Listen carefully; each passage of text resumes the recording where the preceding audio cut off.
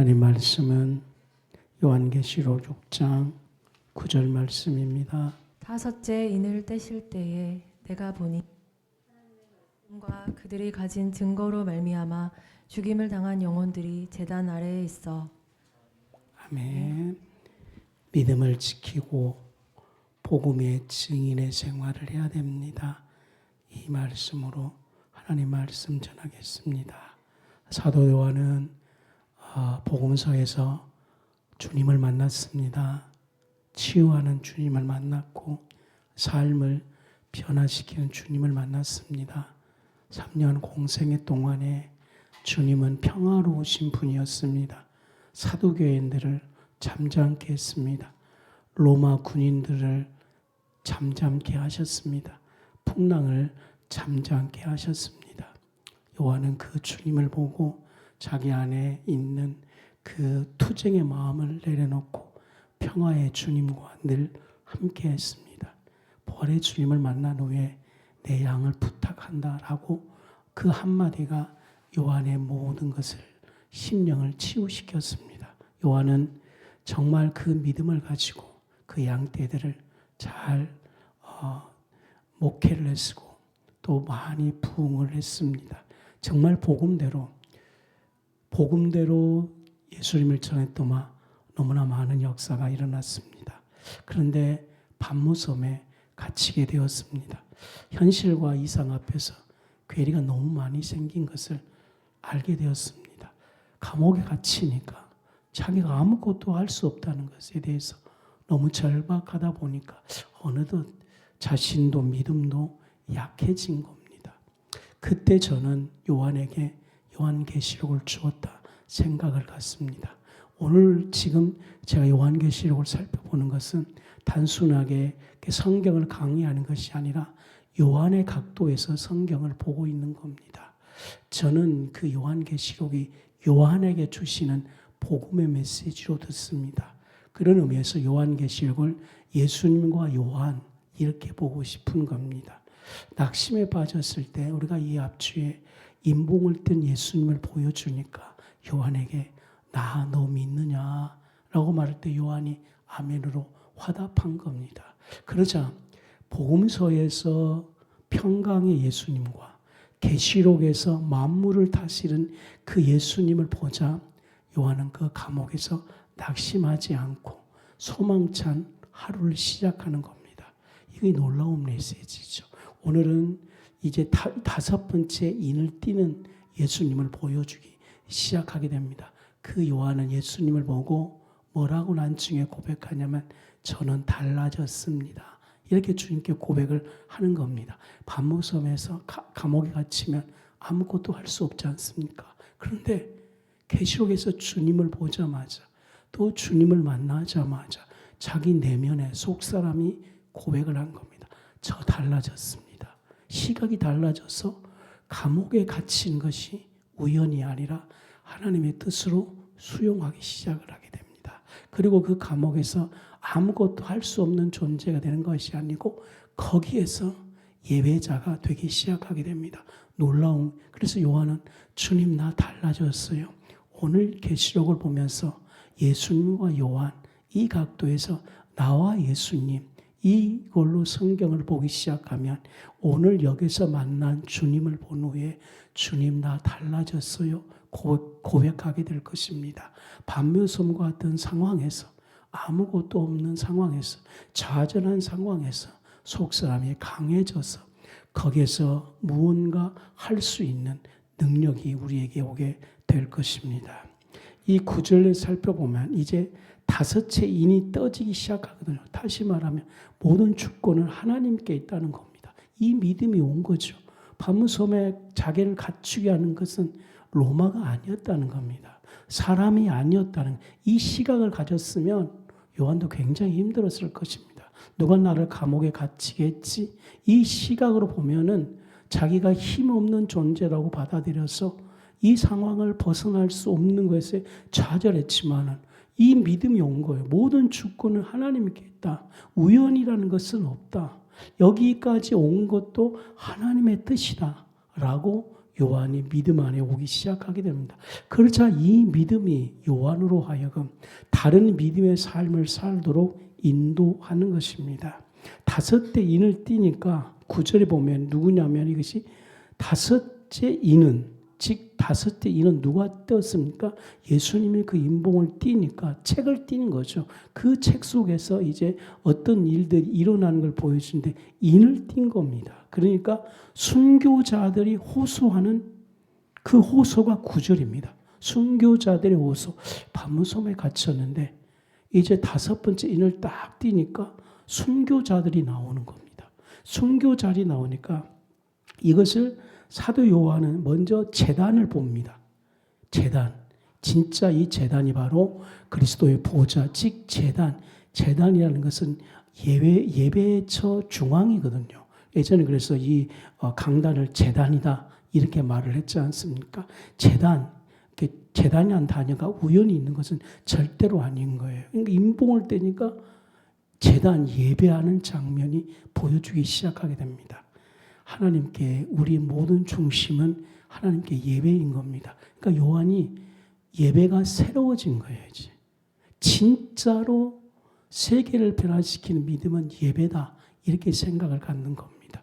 제단이 보았고 그 제단 아래 무엇을 보았냐면은 제단 안에 무엇을 봤냐면은 하나님 말씀대로 살고 하나님의 말씀을 전하다가 이것이 순교자입니다. 하나님의 말씀대로 먼저 사는 겁니다. 우리 신앙은 하나님의 말씀대로 사는 겁니다. 성령의 불이 온 이유는 성령은 뭐냐? 단 하나요. 말씀대로 살게 하는 것이 성령입니다. 성령의 불을 주십시오. 이 말은 말씀대로 살게 해주십시오. 그 말인 겁니다. 내 안에서 말씀대로 살아내야 되는 겁니다. 말씀은 예수님이고 나는 말씀을 살아낸 자입니다. 그렇기 때문에 말씀과 사람은 늘 같이 있어야 됩니다. 왜 인간 창조하신지 아십니까? 근원은 말씀 하나님입니다. 인간은 뭐냐면 그 말씀을 살아내는 자입니다. 근데 놀라운 것은 말씀은 원래 하나인데 말씀으로 살아내면 사람이 말씀으로 살아내면 그 말씀의 10배, 100배, 1000배가 되는 겁니다. 그래서 하나님은 사람을 그렇게 귀히 여기는 겁니다. 사람은 연약하지만 말씀을 살아내면이거든요. 말씀을 살아내면 그 말씀은 10배, 100배가 되는 겁니다. 순교자라는 것은 단순히 목숨을 버린다 그 뜻보다는 이 근본의 믿음으로 살아가는 자이는데 말씀이 살아낸 자 이겁니다. 성도 여러분, 말씀을 살아낸 자가 되십시오. 인간은 말씀으로 살아낸 자, 이것이 바로 순교자인 겁니다. 말씀대로 살아내도록 기도 생활해야 됩니다. 말씀대로 살아내도록 성령에 충만해야 됩니다. 오늘부터 주님에게 주님 내게 한 말씀만 주십시오. 신앙은 더 이상 방황하고 뭐 찾고 할 필요가 없는 겁니다. 말씀 한마디만 주면 됩니다. 우리가 지금은 너무나 설교를 많이 듣고 그렇기 때문에 문제지 딱 하나만 믿음대로 살아라. 이 하나로 평생 사십시오. 나쁜 말로 말합니다. 성경 이제 딱 덮으십시오. 이거는 이제 예화예요. 또 목사님이 오해하면 또 곤란해요. 말씀대로 믿음대로 살아라. 이거 하나만 받고 평생 그 하나만 이룬 거예요. 노아에게는 딱 하나, 방주는 치어라. 그걸로 끝나는 거예요. 예수 이름을 높이며 살아라. 사랑하면서 살아라. 진정한 예배자가 되라. 그러므로 하나님 내게 한 말씀만 주십시오. 그러면 그 한 말씀만 갖고 사막 같은 삶이 되라도 사막이 와도 상관없습니다. 말씀대로 내가 살아내리라. 이렇게 다짐하면 그것이 주님이 기뻐하는 순교자가 되는 겁니다. 그리고 말씀을 전하다가 자기 생을 다하는 자입니다. 예수님이 증인이죠. 그들이 하나님께 뭘 호소하는 겁니까? 6장 10절을 읽어주십시오. 큰 소리로 불러 이르되 거룩하고 참되신 대주제여 땅에 거하는 자들을 심판하여 우리 피를 갚아주지 아니하시기를 어느 때까지 하시려 하나이까 하니. 이 순교자들이 제단 앞에서 정말로 기도합니다. 그러니까 천국은 뭐냐면 이렇게 순교자들의 기도로 이 역사가 운행된다는 겁니다. 이 대역사는 어떤 다른 지도자들에게 역사가 이루어진 것이 아니에요. 왜냐하면 이 땅에 지도자 때문에 생긴 것 아니에요. 성경은 딱 그런 거예요. 성경은 지도자가 되는 것, 지도자가 대한민국 살린 것 아닙니다. 이 땅에 딱 하나예요. 죄. 이 죄입니다. 이 거대한 죄의 물결이 이 세상을 다 더럽히는 겁니다. 그러면 이 죄를 갖다가 희석시키는 기도가 필요하는데 순교자들의 기도를 통해 끊임없이 죄의 회방자들이 무너뜨린 것들을 끊임없이 회복시킨다는 겁니다. 순교자의 기도. 이 하나만 여러분들과 제가 받아들이면 지금 우리가 이 세계에서 무슨 기도를 하고 어떻게 살 것이며 교회가 뭘 선포하고 외쳐야 되는지 너무 명확한 거예요. 하나님 없는 사람들은 지금 막 바깥에 나가서 막 붙들고 뭐고 해도 괜찮습니다. 뭐하고. 그러나 실상은 그거를 변화시킬 수가 없는 거예요. 왜냐? 죄 때문에요. 어떻게 죄를 갖다가 인간의 아우성으로 변화시킬 수 있겠습니까? 그런데 요한은 그걸 보았다는 거예요. 누가?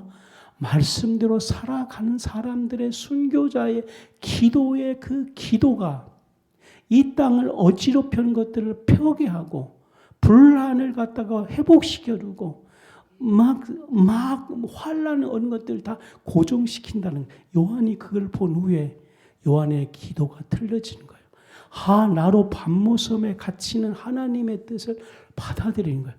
나로 이 순교자의 기도를 해라고 나를 부르셨구나 라는 믿음이 오는 겁니다. 그러자 밤모섬에 있는 그것이 요한의 제단이 되기 시작하는 겁니다. 우연히 이게 갇히는 것이 아니고 로마의 그 황제의 핍박, 로마 군인들의 그 핍박 소리, 로마 군인들의 힘의 논리, 로마 군인들의 그 이념. 그러면 로마는 지금으로 따지면 중국이겠죠. 공산국이겠죠. 북한이겠죠. 이념의 나쁜 것이겠죠. 그러면 성경적으로 어떻게 이걸 회복시켜야 되는 겁니까? 순교자의 기도만이 할 수 있다는 겁니다. 요한의 신앙의 패러드가 바뀐 겁니다. 요한이 보는 시각이 틀린 겁니다. 우리는 오늘 이 믿음을 받아들일 수 있는 여러분이 꼭 되십시오. 그러니까 요한에게 이걸 보여주는 거예요. 네 밤모섬이 제단이 되게 하라 그런 것입니다.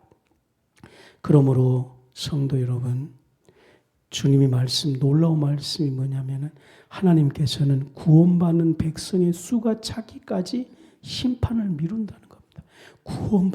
다시 말하면 구원받는 숫자가 차기까지 심판을 새로운 하나님을 만난 거죠.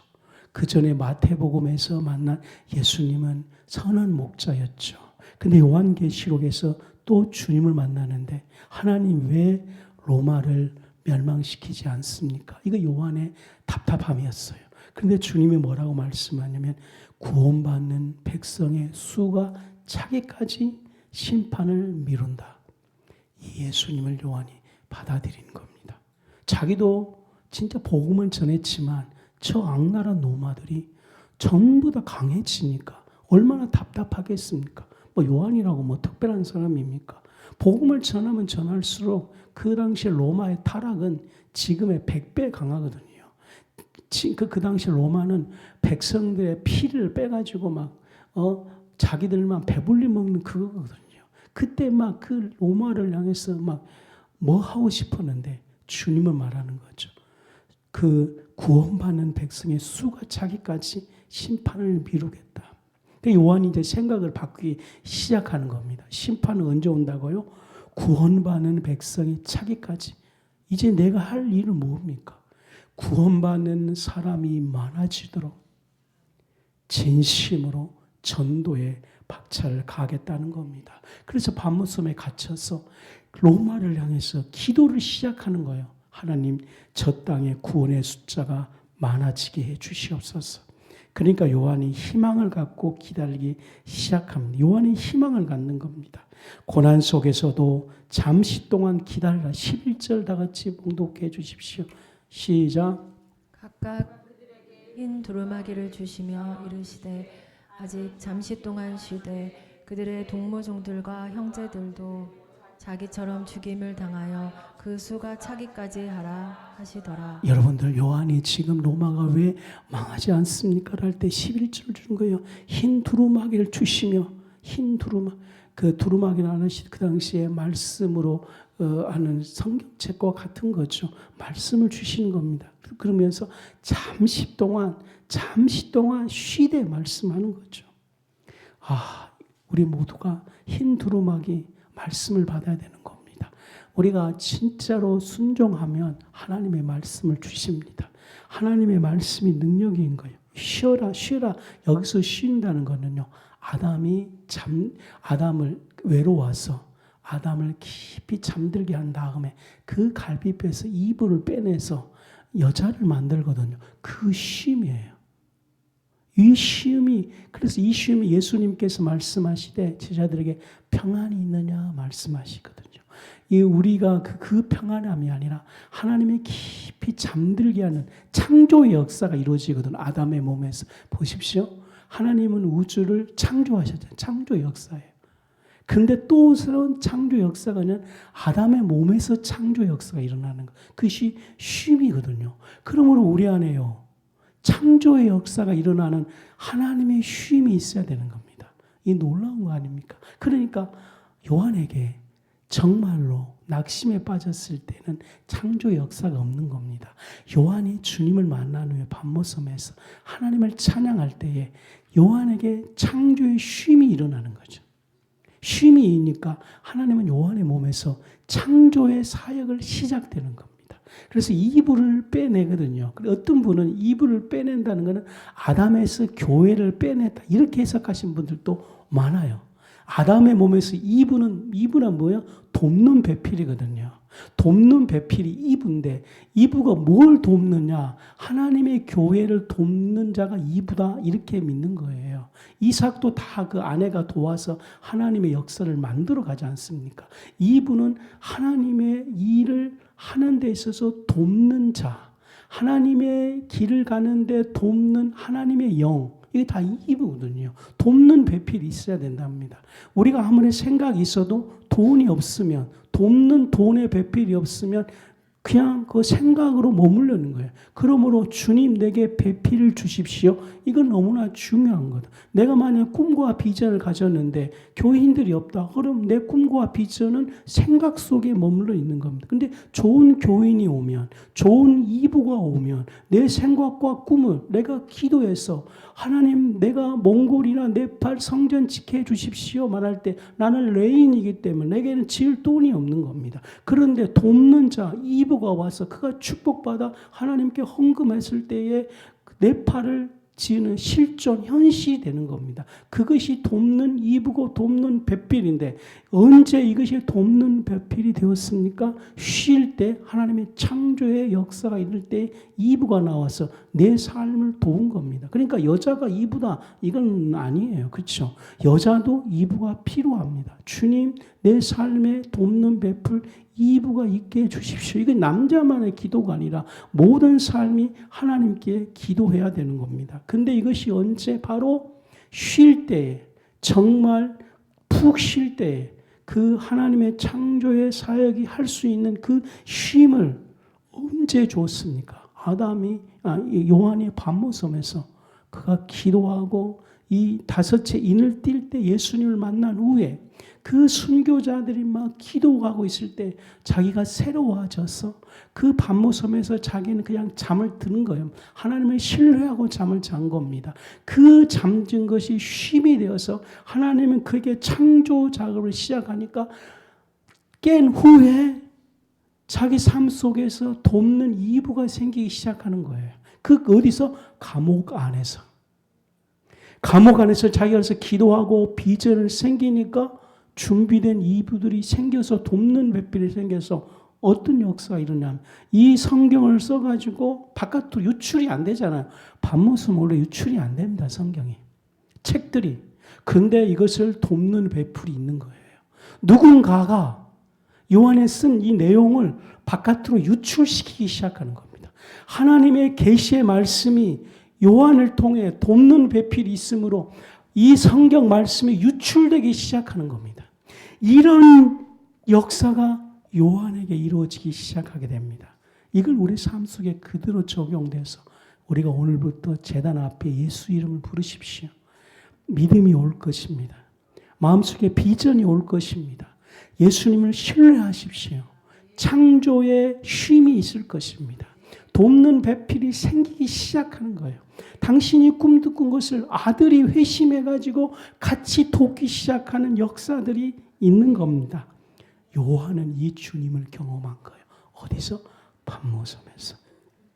계시록을 이렇게 풀었더만 제게 너무나 아멘 되었습니다.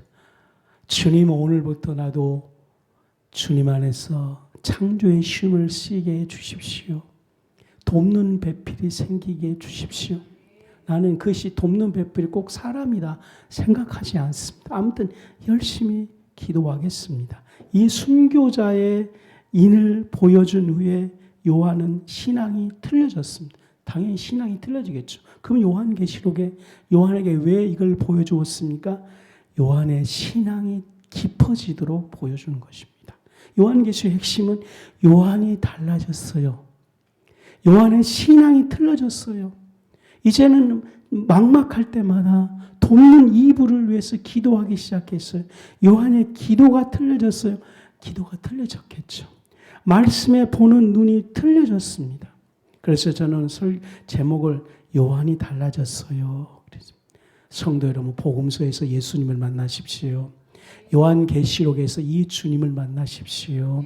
순교자의 기도를 통해 세상이 변화된다는 것을 아시고 우리는 누구 탓하지 말고 제단 앞에서 기도하는 자가 되십시오. 깊은 창조적인 쉼을 줄 것입니다. 돕는 배필이 반드시 우리 안에 오게 될 것입니다. 그러면 내가 꿈꾼 것이 원래 누구 것이요? 하나님 본질이에요. 내게 꿈을 꾸고 돕는 배필이 있어서 현실화되게 될 것입니다. 신앙이 달라질 겁니다. 기도가 달라질 것입니다. 여섯째 인을 띄기 시작합니다. 12절부터 17절, 12절 봉독해 주십시오. 내가 보니 여섯째 인을 떼실 때에 큰 지진이 나며 해가 검은 털로 짠 상복같이 검어지고 다른 온통 피같이 되며. 여섯째 인을 띄는 거예요. 여러분, 이 세상 모든 주관자는 하나님이십니다. 하나님이 다 주관하는 거예요. 우리는 하나님을 믿습니다. 저는 외칩니다. 하나님이 주관자입니다. 인을 뗄 때 지금 요한도 지금 방황하고 있는 거예요.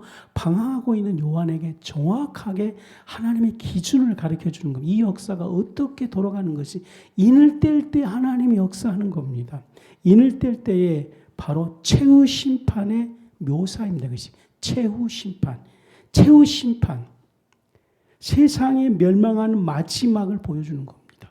여러분, 최후 심판은 하나님의 주권에 있는 겁니다. 황제에게 있는 것 아닙니다. 사단에게 있는 것도 아닙니다. 요한이 이제 완전히 틀려진 거예요. 사고가. 요한도 로마 황제가 힘이 있으니까 황제가 세계를 주관하는 줄로 생각하는 거예요. 그래서 맨날 황제에 대해서 막 기도를 했죠, 요한도. 그런데 여섯째 인을 뗄 때 요한아 그거 아니야. 최후 심판은 하나님께 있어. 인을 뗄 때에 하나님이 역사하는 거야. 요한의 생각이 완전히 탈바꿈되는 겁니다. 그러면 지금 한국의 이 요한계시록의 메시지를 들으면은 많은 교회 목사님들 생각이 얼마나 틀려지겠습니까? 그러니까 이 여섯째 인을 뗄 때 제목은 뭐냐면 복음의 유대성. 오늘 이걸 말하고 싶어 하는 거예요. 요한이 여섯째 인을 떼운 최후 심판을 본 후에 가슴 때린 게 뭐냐면 복음의 유대성. 최후 심판 앞에 복음의 유대성 연결될 겁니다. 그래서 요한이 복음의 유대성을 깨달은 후에 헌신자로 나서기 시작하는 거예요. 물론 요한계시록 21장에 어린 양을 맡아라. 그때도 헌신했지만 요한은 patmos섬에서 완전히 하나님께 굴복해버립니다.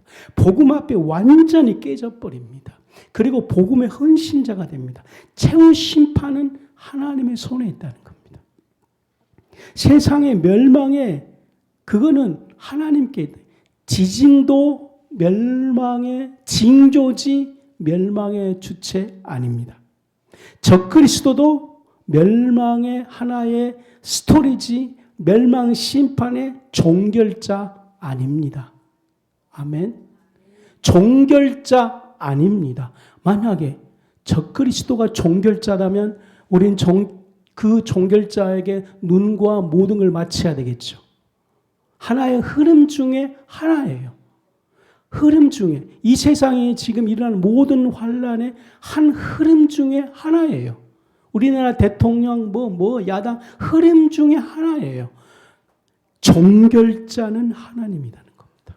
그러면 모든 눈과 초점을 누구한테 맡아야 돼요? 종결자 대신 하나님. 요한이 아멘 해버린 거예요. 로마 황제도 하나의 흐름. 지금 역사에 일어나고 있는 모든 기근, 전쟁, 인간의 타락도 하나의 흐름. 종결자는 예수님이라는 겁니다. 그러므로 요한은 예수님에게 초점을 맞추기 시작합니다. 로마 황제가 뭐 했다 그러면 그걸 마음에 담고 바로 주님께 가서 내가 무엇을 해야 됩니까?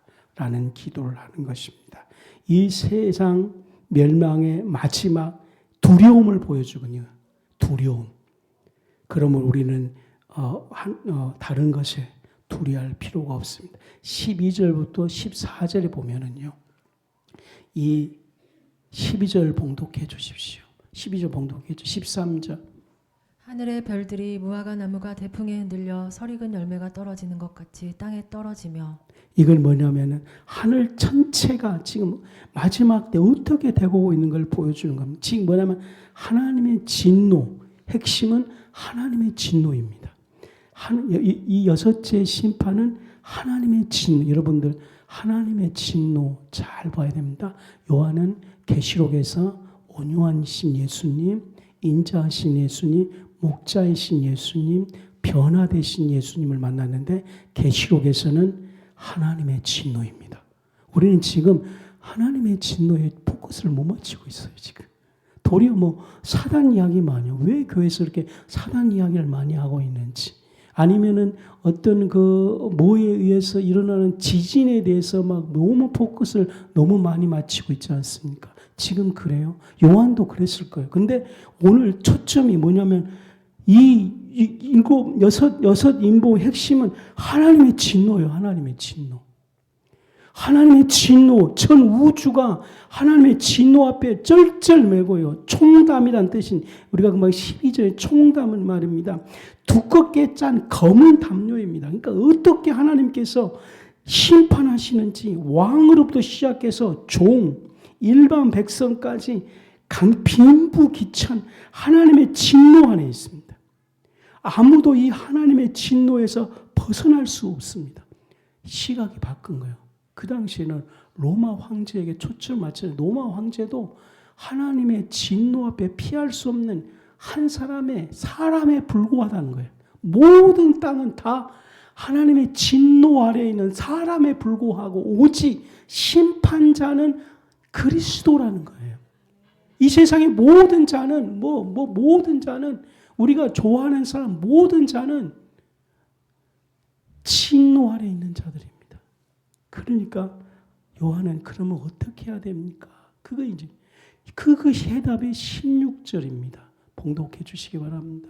산들과 바위에게 말하되 우리 위에 떨어져 보좌에 앉으신 이의 얼굴에서와 그 어린 양의 진노에서 우리를 가리라. 어린 양의 진노에서 우리를 가려라. 뭐랍니까? 하나님의 진노 이야기와 그 다음에 내가 설명한 전 복음의 위대성인 것입니다. 이 하나님의 진노는 무섭고 괴롭고 수치스럽습니다. 얼마나 철저한 진노든지 이런 진노에서 피할 자 아무도 없습니다. 이 진노에서 피할 수 있는 힘은 바로 복음의 위대성입니다. 하나님의 복음만이 이 진노에서 피하게 하는 겁니다. 하나님의 복음만이 이 진노에서 피하게 합니다. 그러므로 여러분, 모든 사람들이 하나님의 진노 아래에 있는 것입니다. 사단도 아니에요. 하나님의 진노. 여러분, 하나님의 진노가 가슴에 안 다가오면 이건 정말 많은 기도에서 하나님의 진노를 피부로 느낀 자가 되어야 됩니다. 이거 우리가 지금 너무나 좋으신 하나님, 이 관점으로 생각했죠. 하나님의 진노는 정말로 정말 무섭습니다. 하나님의 진노 앞에 모든 것이 떱니다. 근데 우리 모두가 이것이 가슴 와닿지 않는 것이죠. 그러므로 하나님의 진노가 우리 안에 가슴으로 와닿기 시작하게 되면은 우리는 사람의 의존에서 벗어나게 될 것이고 이 모든 환경에서 벗어나 복음의 유대성 앞에 깊은 감사를 하게 될 것입니다. 핑계는 없습니다. 핑계는 없습니다. 하나님의 진노 앞에 오직 예수님만 길입니다. 이것에서 요한은 파격적인 신앙의 틀이 박히기 시작하게 되는 겁니다. 이제는 뭐예요? 로마 황제가 무서운 것이 아니고 로마 황제도 하나님의 진노 앞에 덜덜 떤 사람이라는 겁니다. 그러면 요한은 뭐예요? 로마 황제를 위해서 기도해야 되겠다는 삶으로 바뀌기 시작한 이것이 오늘 핵심인 겁니다. 로마 황제를 어떻게 해도 복음의 대상자라는 것입니다. 그러면 이 메시지가 그 당시에 로마 교인들에게 전파되어서 로마인들도 동일했다는 거예요. 황제 앞에 벌벌 떠들고 있었고 유대파 헬라인 무슨 패들 서로 갈라졌거든요. 근데 이 갈라진 것이 하나로 통합되어 계시록을 통해 모든 인간이 하나님의 진노 아래 있다는 겁니다. 유대파 헬라인도 아니고 좌파 우파 중국 공산당 일본 미국 이것이 아니에요. 이걸로 마음 빼앗긴 것이 아니라 다 하나님의 진노 아래 있기 때문에 우리 모두 다 복음이 필요한 사람이라는 겁니다. 복음이 필요한 사람이라는 겁니다. 로마 교인들이 지금 생각이 바뀐 소리 들립니까? 지금 우리가 싸울 때가 아니에요. 남부 교인, 북부 교인 싸울 때가 아니라는 겁니다. 모든 자가 진노 아래 있으므로 복음이 필요하다는 거예요. 당신은 누구예요? 헬라파 유대인이 아니고 복음이 필요한 자. 너 누구예요? 이방인, 로마인이 아니라 복음이 필요한 자라는 거예요. 그래서 이들이 다 복음 앞에 굴복하고 로마를 보는 시각이 통일됩니다. 로마도 복음화를 시켜야 될 도시다. 로마 교인, 로마 사람, 우리를 핍박한 자가 사단이 아니고 복음을 시켜야 할 사람이다. 시각이 바뀐 거예요. 그러면 주님이 요한에게 이걸 왜 보여줬겠습니까? 시각을 바꿔라는 것이죠. 로마 교인들에게 시각을 바꾸도록 주는 겁니다. 그래서 파격적이다 그런 거예요. 계시록 이 장면을 보고 그들은 파격적으로 생각이 바뀌기 시작하게 됩니다. 그러면서 그들은 그러면 이제 우리가 무엇을 해야 됩니까? 라는 질문 앞에 답을 하기 시작합니다. 복음을 전해야 되겠구나. 오직 주님만의 생명이요 길이요 심판을 면할 수 있는 것을 알게 되었습니다. 오늘 여러분들 순교자의 기도를 통해서 신앙이 깊어지기 바랍니다. 하나님의 심판 이걸 보고 복음의 유대성을 보기 시작하기 바랍니다. 로마인들이 이걸 받아들이고 파격적으로 시각이 바뀌어서 자기가 싫어하는 그 집단 로마 그걸로 해서 복음의 대상자로 삼았음을 알기 바랍니다. 두 번째로는 마태복음 13장 11절입니다. 이 복음서를 통해서 주님의 말씀 앞에 바로 듣습니다. 이겁니다.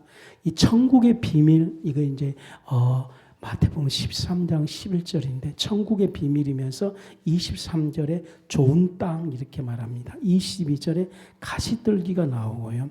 19절에 씨로 상징한 것이 천국 말씀입니다. 길가에 뿌려진 씨, 사단 악한 자가 왔고, 새들, 앞잡이들이 와서 20절과 21절 돌밭에 있는 씨앗 이거는 잠시 기쁨을 받되 환란이 오면 이렇게 말씀을 버리는 거죠. 22절에 가시떨기 나무 이 마태복음을 내가 지금 이제 보면서 하나님의 말씀을 직접 듣습니다. 이래야 됩니다.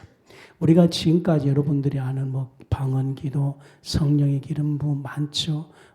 그 주님의 친절한 기름 그런 거 일단 다 아멘 해놓고요. 정말 우리는 이제 가장 뭘 해냐면은 복음서의 예수의 말씀을 직접 들어야 됩니다.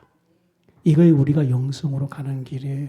실상은 복음서의 말씀과 지금 현대인들의 설교가 너무 많이 틀려요. 지금 사람들이 힘드니까 이 힘듦을 해결하기 위해서 막 방언 기도를 많이 해서 막 그렇게 하고 있는데 그 아멘하고 감사해요. 저도 방언 기도 많이 합니다. 그런데 복음서에 예수의 말씀을 직접 들어야 돼요. 설교 제목을 두 번째는 주의 말씀을 내가 직접 듣습니다. 이렇게 해서 저도 무릎 꿇고 마태복음에서 다 내려놓고 주님의 말씀을 직접 듣습니다. 주님의 말씀을 직접 배웁니다. 주님의 말씀이 지금 내 앞에 있습니다. 나는 다 내려놓고 오직 이 길만이 생명의 길이라고 믿습니다. 영생의 말씀이 주께 있으니 내가 어디로 가리까? 근데 뭐라면 주님이 이렇게 말씀하신 거예요. 천국의 비밀. 이렇게 이야기하면서 핵심이 딱 두 가지, 한 단어예요. 천국의 비밀은 좋은 땅이다. 이렇게 말하는 거예요. 그게 뭐냐면은 천국의 비밀은 좋은 땅이다. 좋은 땅이 돼야지만 천국의 꽃이 피운다. 이렇게 되는 겁니다. 그래서 주님 그러면 좋은 땅이 어떻게 해야 됩니까? 지금 방황하지 말라는 거예요. 좋은 땅만 되면 하나님의 문제가 아니다는 거예요. 기도의 문제가 아니다는 거예요. 내가 좋은 땅이 돼야지만 천국의 비밀이다 그랬습니다. 천국의 비밀이 열린다는 겁니다. 좋은 땅이 되기 위해서 그러므로 우리가 지금 좋은 땅이 되기 위해서 취하라 이렇게 말하고 싶습니다. 좋은 땅이 되기 위해서 취해야 된다는 겁니다. 좋은 땅이 되기 위해서는 취할 수 있는 삶이 돼야 돼요. 앞으로 모든 목표가 내가 좋은 땅이 되기 위해서 취한다는 거예요. 구약 성경은 선택인 겁니다. 철저하게 내가 좋은 땅이 되기 위해서 선택한다는 겁니다. 좋은 땅이 되기 위해서 선택의 힘을 하나님이 주셨으므로 좋은 땅이 되도록 모든 것을 선택하는 겁니다. 선택할 수 있도록 내가 영적으로 건강해야 됩니다. 선택할 수 있도록 내가 기도를 많이 해서 무엇을 선택할지 자기 선택의 능력이 필요한 겁니다. 선택의 영성이 커가지고 이것이 좋은 땅으로 될 수 있는 선택할 수 있는 자가 돼야 된 겁니다. 좋고 나쁨이 아닌 겁니다. 그래서 저도 예전에는 이렇게 나라가 힘들 때 유튜브를 내가 한번 봤거든요. 토요일 날. 오전부터 열심히 일어나가 새벽 3시부터 막 기도하고 성령 충만하고 기름 부음이 오고 하나님을 찬양했어요. 너무 감사하고 막 설교 메시지가 생각이 났어요. 진짜 시대 흐름이니까 유튜브를 딱 한 10분, 20분 딱 봤는데 나쁜 것이 아니었겠죠. 근데 즉시로 영적으로 금방 나도 모르게 육이 튀어나가지고 막 화가 나는 거예요. 막. 왜냐하면 그게 뭐 나쁜 짓이기 때문에 즉시로 육이 튀어나와가지고 그러자 내 안에 그 성령의 기름이 충만했던 것이 사그라진 걸 느끼고 내가 나라가 힘들지라도 그분들은 할 거니까 나는 좋은 땅이 되기 위해서는 이제 이것도 보지 말아야 되겠다 이런 결정을 하는 겁니다. 만약에 내가 그래가지고 제가 그 하신 목사님들을 주일날 설교를 봤어요. 나는 알잖아요. 말을 하는데 설교를 하는데 입에서만 꼬바바바바 입에서만 하네. 마음에서 안 나오네. 그분은 이제 토요일 되니까 바깥에 나가서 하신 분이겠죠. 그리고 그 마음에서는 말씀이 전혀 나오지 않고 육의 시각으로 이야기를 하는 거예요. 그렇죠. 그래서 제가 당장 선택을 안 하고 안 보는 거예요. 안 보니까 오늘 저는 내 좋은 땅에 말씀이 오니까 입에서만 움직이게 아닌가 내 속에서 나오는 거예요. 인간적인 이야기하지 않고 하나님의 이야기만 나오는 겁니다. 천국의 비밀은 좋은 땅입니다. 취하시기 바랍니다.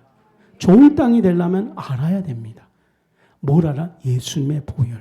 좋은 땅이 되기 위해서는 교제를 해야 됩니다. 주님과의 깊은 교제해야 됩니다. 좋은 땅이 되기 위해서는 성령에 충만해야 됩니다. 뭐라고? 죄를 발견할 수 있는 성령의 충만인 겁니다. 좋은 땅은 임해야 됩니다. 뭐가? 하나님의 성품 임할 때 좋은 땅이 되는 겁니다. 좋은 땅은 기도의 비밀을 아는 자입니다.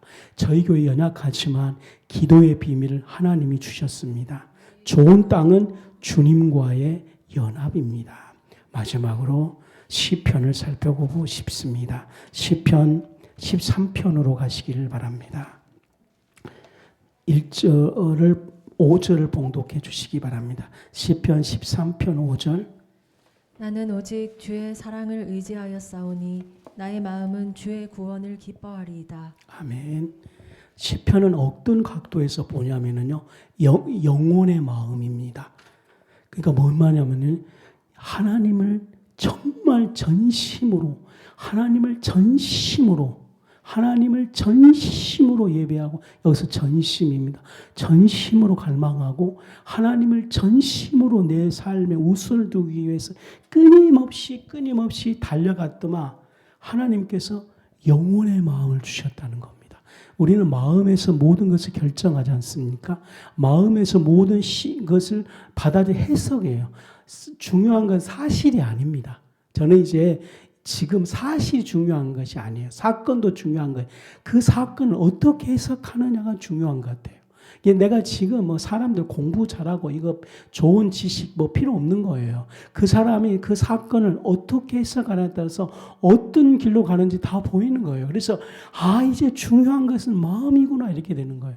근데 우리가 죄의 마음이 있으면 사건의 해석을 인본주의로 해석을 하는 겁니다. 그러면 환란이 왔을 때 하나님을 알고 있음에도 불구하고 인본주의로 해석하면 하나님 왜 이러다가 10년 가버리는 거예요.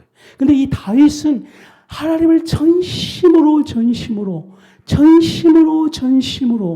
이렇게 전심이니까 영혼의 마음을 주셔서 13절에 지금 다윗은 정말 힘든 상황이에요. 주님 언제까지 저를 잊으십니까? 이런 탄식의 기도가 13절이에요. 그러면 이 사람이 평상시 하나님을 찾지 않았으면 인본주의 마음으로 하나님 살아계십니까? 이렇게 이 마음으로 가면 신앙의 방황이 오는 거예요. 근데 그 전에 하나님을 전심으로 찾으니까 영혼의 마음을 주셔서 이 탄식의 기도 가운데 그는 깊은 신앙의 각도로 이 기도를 드리는 거예요. 이거는 실망의 기도가 아닌 거예요. 하나님 언제까지요? 하나님 언제까지요? 이 기도가 얼마나 기쁜 기도인지요. 이 신앙이 낙심의 기도가 아닌 거예요. 왜냐하면 왕이지 않습니까? 즉 어려움을 겪게 가는 것은 저 사람 때문에 생기는 것이 아니라 하나님이 주어가 하나님입니다. 하나님이 힘들게 하는 것은 누구 때문이 아니고 하나님이 이렇게 되는 거예요. 놀라운 거죠, 이거. 그래서 기다리는 거예요. 하나님 언제까지요? 신앙의 회의가 아닙니다. 하나님 언제까지? 하나님을 기다리는 거예요, 여러분들. 우리 자식이 문제 있을 때 하나님 언제까지 하나님을 기다린다면은 그 기다림을 가지고 기다리면 얼마나 더 하나님을 부르짖겠습니까? 그러자 그는 이렇게 3절에 기도하는 거죠. 나는 나의 하나님 여호와여 바라보시고 하나님 응답하소서. 그리고 3절 내 눈을 열어. 당연하죠. 기도가 내 눈을 열어. 자기가 사망의 잠에 취하지 않게 해달라는 겁니다. 와, 어려운 와중 가운데. 그리고 놀라운 기적, 내 대적입니다. 그 대적에 직접 대결하지 않고 하나님께 기도하는 거, 내 대적. 그리고 5절을 보면은 나는 주님의 인자 가운데 안식을 얻습니다. 저를 따라해 주십시오. 나는 주님의 인자 가운데 안식을 얻습니다. 이 안식도 뭐라고 했어요? 하나님의 창조할 수 있는 깊은 쉼이에요. 그냥 쉰다 그 개념이 아니에요. 안식, 하나님의 깊은 창조의 역사 가운데 있는 쉼. 그러면 제가 여러분들에게 하나님의 안식하셨다, 쉰다는 것이 아니고 하나님의 창조할 수 있는 그 쉼을 말하는 거예요. 그러면 제가 여러분들에게 여러분 예수님 안에서 안식하십시오. 아멘 되죠? 여러분들 예수님 앞에서 바캉스 하십시오. 이거 아니거든요. 근데 이 사람이 하나님을 아니까 안식의 비밀을 아는 거예요. 그러자 5절에 다 같이 봉독해 주십시오. 시작. 오직 주의 사랑을 의지하여 싸우니 나의 마음은 주의 구원을 기뻐하리이다. 영혼의 마음, 나의 마음 동그라미 치고 나의 마음, 그리고 영혼의 마음이 오는 거예요. 언제? 응답이 없을 때. 낭떠러지 있을 때에, 낭떠러져 있을 때에 둘 중에 하나로 되거든요. 하나님 없으면 인본주의이기 때문에 낭떠러지에서 떨어져서 인생을 파멸로 갈 건지, 낭떠러지에서 새로운 창조를 할 것인지. 낭떠러지에서. 그러므로 수많은 혁명을 일으켰던 사람들은 낭떠러지에서 기가 막힌 생각을 갖거든요. 그래서 이 사람이 나의 마음에서 주님의 구원을 기뻐하리라. 그러므로 제가 이제 설교를 마치면서 얼마나 새벽에 시편을 말씀을 가지고 제자들 교회 성도 여러분, 하나님을 전심으로 추구하고 하나님을 전심으로 바라고 하나님을 미치도록 갈망해서 이 영혼의 마음에 축복이 있길 바랍니다. 이 영혼의 마음을 가지고 낭떠러지에서 있으면은 거기에서 언제까지입니까 말할 때 그것은 사람의 탓하는 기도가 아니라 하나님만 오시면 끝이다. 대한민국이요, 공산주의가 물러간다고 해서 이 땅이 회복되는 것이 아니고 하나님이 오셔야지 종결자다. 저를 광화문의 연설자로 모셔주시기 바랍니다. 모실 생각이 없으니까 제가 광화문인데 다 버스 타고 지금 간 거예요. 대한민국이여, 종결자는 하나님이시다. 하나님이 오셔야 끝이다.